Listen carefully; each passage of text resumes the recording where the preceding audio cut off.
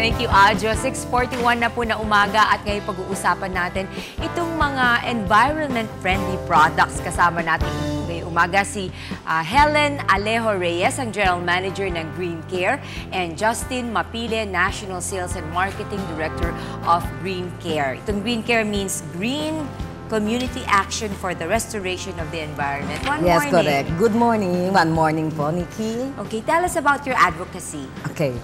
Ang Green Care, yung Green Community Action for the Restoration of the Environment, actually, isang samahan to ng mga kababayan natin na pwede lahat maging miyembro nito eh. At pinagsama natin dito ang dalawang napakagandang bagay. Una, yung tinatawag nating environmental advocacy.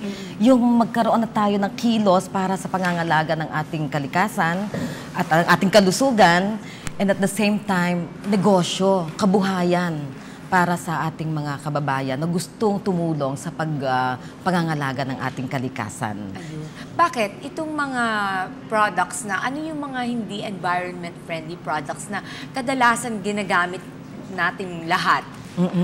Marami sa nabibili natin sa mga tindahan, sa grocery, no? Hindi natin alam, minsan hindi tayo informed na mga ginagamit natin ay merong mga ingredients na toxic o nakakalason sa kalikasan. Hindi lang sa kalikasan, no? Kundi pati yung sa ating kalusugan. Paano natin malalaman kung hindi to friendly sa ating kalusugan or kalikasan? At tamang-tama po yan kasi since World War II actually ay 72,000 synthetic chemical ang naimbento na. No? Out of that, 62 na mga toxic chemical ang nasa mga home care product, mga panlaba, panligo, panghugas ng plato. Lahat yan ay nakakasira ng kalikasan, lalo na kapag sila ay itinapon na sa kanilang sewerage system, maabot sa kanala. No? So lumikha tayo ng produkto para sa maging alternatibo ito para sa proteksyon ng kalikasan, particular sa tubig, sa lupa at sa ating kapaligiran. Ano-ano itong mga produktong to? Ito po ang ipapakita ko itong aming concentrated po ito. Ito ay gawa ito mula sa extract ng fiber ng saging. At ito ay ihahalo pa sa tubig. 1:200 ang general, ang karaniwang dilution ratio nito. Ano yan, panlinis? Panlinis po ito, pangalis ng odor. No? Odor eliminator, very disinfectant. effective. Very effective Pwede po ito. yan sa ref. Odor eliminator, no? Ano ba yan? Sa pets. Meron po kaming sabon, panligo. Ito ay nakakapagpatuyo ng tagiyawat, anti-body odor natatanggal. Ano? Ito pong aming sabong panlaba. Ang pinaglaban po dito ay po pwedeng pandilig ng halaman. Ha? Okay. So hindi siya... Pampataba ito ng halaman. Hindi mamamatay yung halaman pag dinilig sa... Ang lahat po ng produktong alternatibo na ito ay zero wastewater. No? Kaya kapag ito ay naidala na sa kanal, sa ilog, nalilinis po ang ating ilog, ang ating tubig. So walang synthetic na... Wala pong synthetic ito, 100% pong organic ito at eco-friendly po talaga siya. No? Pero kumusta naman ang usually mga ganyan produkto, mahal. Kumusta yung presyo niyan? Yun, actually, yan yung talagang kasama sa ating advocacy. Sabi nga natin, pwede naman natin gawing mahal yan eh. Organic yan, premium products. Pero hindi.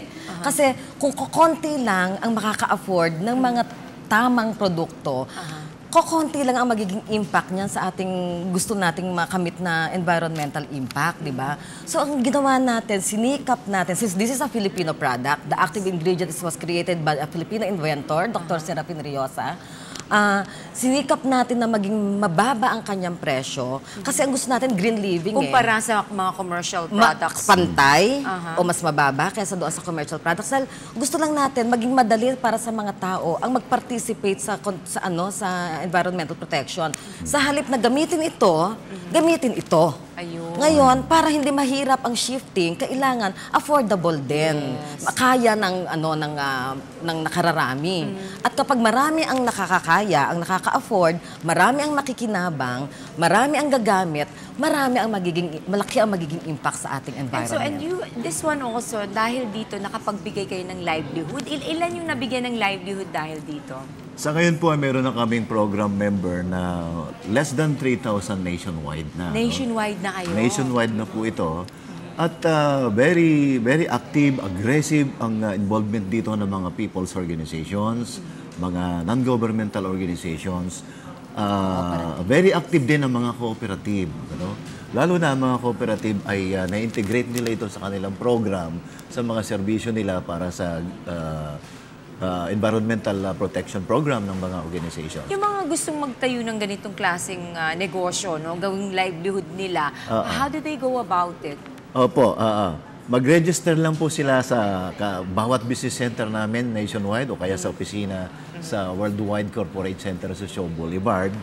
At maaari na nilang simulan ang kanilang negosyo na makakakuha ng mga diskwento mula sa 20% hanggang 50%. At ito ay talagang abot kaya ng grassroots. Ang tawag po namin dito sa programang ito ay Green Enterprise sa barangay. Ayun. Pwede rin namin tawagin Green Enterprise sa mga parokya, sa mga komunidad, kahit sa mga baryo. Para makatulong din tayo sa ating environment. No? But, Opo. Telephone number po namin. Telephone number, yes. Ay 571-8138, 571-8139. Tumawag lang po kayo doon para malaman nyo kung paano kayo pwedeng sumapi at makasama dito sa ating movement. Live Green, Environmental Protection, aasenso pa tayo sa ating kabuhayan. Okay, so thank you very much at good luck po sa inyo. Maraming salamat po. One morning po. Okay, that was Ms. Helen Alejo Reyes, ang General Manager ng Green Care, and Justin Mapile Jr., National Sales and Marketing Director of Green Care Incorporated. At ngayon